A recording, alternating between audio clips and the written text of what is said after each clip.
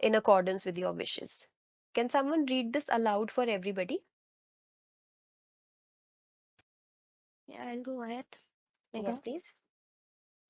Yeah. In accordance with your wishes for your ordering preference and not withstanding the fact that you are changing the ordering procedure we have on file for you, it should be noted that we are hereby advising you that your next order will be shipped by Red Line Motor Freight.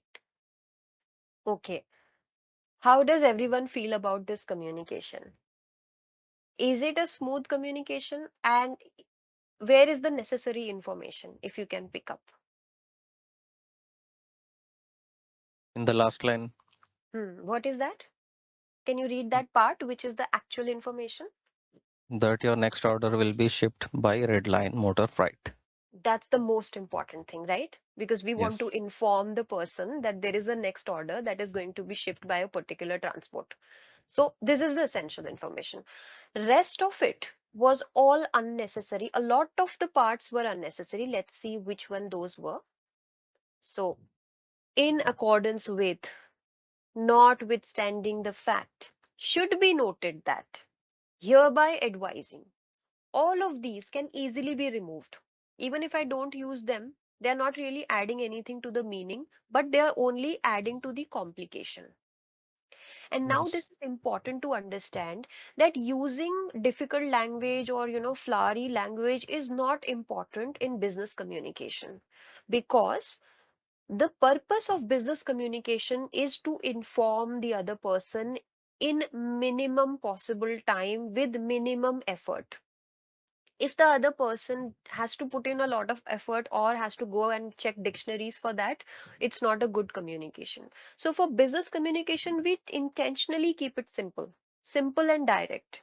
So all this language fluency or proficiency that someone even has is required only when they are writing to impress. If they are writing to inform, then this is not important. In fact, it is only adding complication for the other person who may not have that level of proficiency. We have to keep in mind that we want to be inclusive of everyone. It's not necessary that the other person has to be an expert at the language to be able to understand what we are saying. So keep it simple, keep it short. What do you want to say? Your next order will be sent by this friend. Now, but was there something important in this part? What was the purpose of saying all of it? So if I now read it to find the real purpose of it, we are trying to say in accordance with your wishes for your ordering preference, and notwithstanding the fact that you are changing the ordering procedure we have on file for you. That means this is a request raised by the person. It's not a first time communication. So it's important for me to mention that. Otherwise, what will happen if tomorrow someone goes back and checks the record and they only see this, your next orders will be shipped by Redline Motor Freight, they may feel that this is a normal procedure we are informing our customer. But this is not a normal procedure. This was an action taken based on a request. So I cannot skip that communication at all, but I have to keep it simple. So as you requested is enough for me to include that part. Therefore, do not straight away eliminate, reject ideas, do not straight away accept ideas. Use your logical reasoning. What is supposed to be included, what is supposed to be excluded. So all the unnecessary language needs to be excluded, but the meaning needs to be retained. So we pick up the meaning, we keep it short and simple, and we can say that in one line. And again, it does not look very conversational when you read it. People do not talk like that. Will anybody ever say that to you on your face, notwithstanding the fact, or in accordance with your wishes? Rarely. These are, it should be Yes. noted, it's Yeah. a very formal tone.